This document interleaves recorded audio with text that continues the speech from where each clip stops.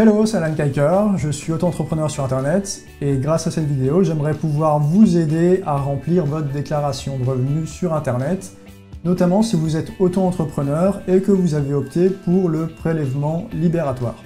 Allez, c'est parti. Alors on va commencer par se connecter au site web impôts.gouv.fr et comme vous pouvez le constater, pour accéder à la déclaration de revenus, il suffit de cliquer sur le gros bouton en haut à gauche.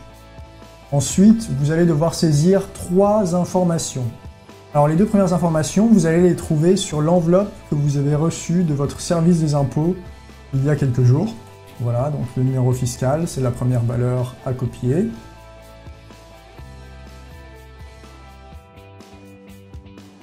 Et ensuite, il faut recopier le numéro de télédéclarant.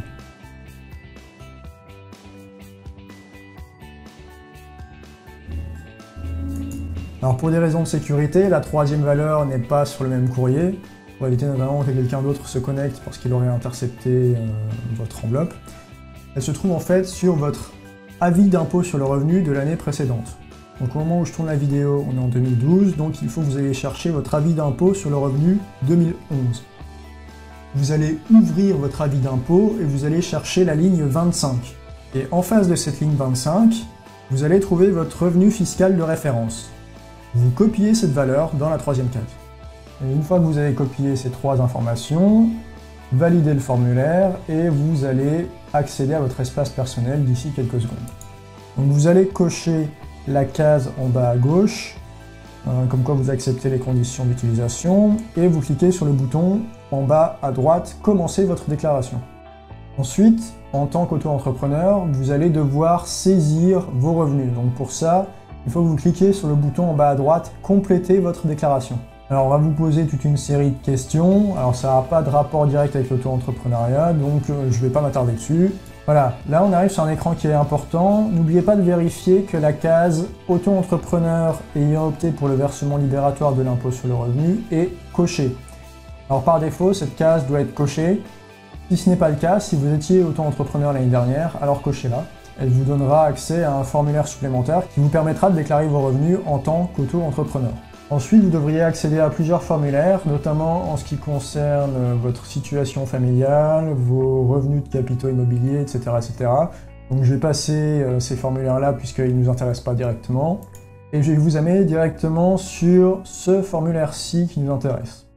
Donc notez bien qu'on a les cases ici 5TA, 5TB et 5TE qu'on va devoir remplir. Normalement, l'URSSAF ou le RSI a dû vous envoyer une attestation fiscale de l'année précédente qu'auto-entrepreneur. Et sur cette attestation fiscale figurent les chiffres que vous devez reporter justement dans ces cases 5TA, 5TB et 5TE. Pour chaque case, la 5TA, la 5TB et la 5TE, on va vous demander votre numéro de SIRET ainsi que l'adresse de l'établissement principal. Comme vous êtes auto-entrepreneur, a priori, vous allez mettre le même numéro de SIRET et la même adresse d'établissement principal dans ces 3 formulaires-là. Donc ne soyez pas étonnés, il faut vraiment saisir les informations 3 fois de suite. Si vous regardez la première ligne, régime d'imposition, vous verrez qu'à chaque fois c'est 5TA, 5TB, 5TE, donc il y a juste cette petite ligne-là qui change pour vous indiquer que c'est pas tout à fait le même formulaire. Alors notez également que vous devez saisir le mot de votre rue et cliquer sur le bouton valider, et là on vous propose plusieurs options possibles. Donc vous ne pouvez pas directement saisir le nom de votre rue, il faut saisir un mot de la rue, valider et choisir une des suggestions que vous fait le service des impôts.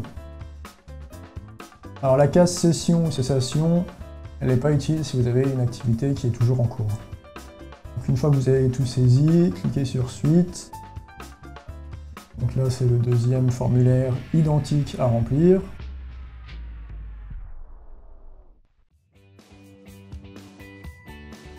Et enfin, une dernière fois. Et voilà. Alors le reste de la déclaration ne diffère pas d'une déclaration d'impôt sur le revenu classique, donc je vais pas m'étaler là-dessus. Personnellement, c'était ma première déclaration en tant qu'auto-entrepreneur. Dites-moi dans les commentaires ci-dessous comment s'est passée votre déclaration d'impôt sur le revenu en tant qu'auto-entrepreneur. Je vous dis à très bientôt.